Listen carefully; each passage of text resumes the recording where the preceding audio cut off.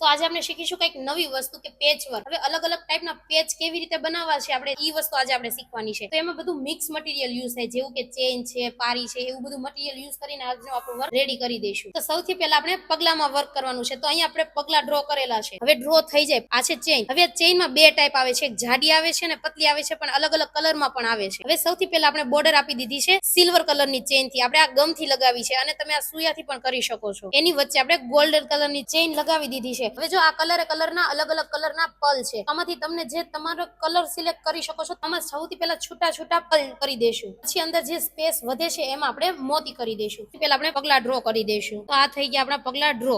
સૌથી પહેલા આપણે ગમથી ચેન ચોંટાડી દઈશું. આવી રીતે થોડું થોડું ગમ લગાવતું જવાનું છે અને ચેન આવી રીતે લગાવતું જવાનું છે. જે સાઈડ આપણો શેપ જશે એ સાઈડ ચેનને ટર્ન કરતું જવાનું છે. આવી રીતે પહેલા આપણે આખી ચેન કમ્પ્લીટ કરી દઈશું. જે સાઈડ આપણો શેપ જાય છે એ સાઈડ ટર્ન કરતા જશું. ગમ થોડોક ઓછો લગાવવાનો છે જેથી કરીને આજુબાજુમાં ના આવે. હવે અહીંયા આપણો એન્ડ આવ્યો છે એટલે આપણે અહીંયા કટિંગ કરી દઈશું. ચેન આંગળીમાં ચેન લગાવી દઈશું. જે સાઈડ આપણું રાઉન્ડ જાય છે એ સાઈડ આપણે લગાવતા જશું. અહીંયા આપણી એક આંગળી પૂરી થાય છે ત્યાં આપણે ચેન કટ કરી દઈશું. આવી રીતે આપણે બધી આંગળીમાં પહેલા ચેન લગાવી દઈશું. ચેન છે ને મેં ગમથી લગાવી દીધી છે, પણ હવે એવું લાગે છે કે ગમથી ભાઈ ઉખડી જશે, તો હવે આમાં વચ્ચે વચ્ચે સોય દોરાથી ટાંકા લઈ લેશું. અહીંયાથી સોય બહાર કાઢી છે, એક્ઝેક્ટ એની સામે નીચે જવા દેવાની છે. આવી રીતે પહેલા સોય દોરાથી આપણે આખું કવર કરી લઈશું. આ ટાંકા તમે વચ્ચે વચ્ચે લઈ લેશો તો પરફેક્ટલી તમારું બેસી જશે. ચેન ક્યારેય ઉખડશે નહીં. ગમથી કદાચ ક્યારેક ઉખડી જાય પણ સોય દોરાથી કરેલી હોય તો ઉખડશે. ચેન કમ્પ્લીટ થઈ ગઈ છે. તો હવે આમાં આપણે પલ કરી દઈશું. આમાં કયો કલર સારો લાગશે એ તમે કોમેન્ટમાં અમને જણાવી શકો છો. સૌથી પહેલા આપણે ફર્સ્ટ ફિંગર કમ્પ્લીટ કરી દઈશું. તો અહીંયા વચ્ચે 3 પલ મૂકી દઈશું. સોય ઉપર લીધી છે. હવે આમાં પલ લઈ લેશું. ત્રણે પલ એકદમ ટચ ટુ ટચ નજીક નજીક લેશું. હવે બાકીની જે 4 ફિંગર બચી છે એની વચ્ચે આપણે એક એક પલ લઈ લેશું.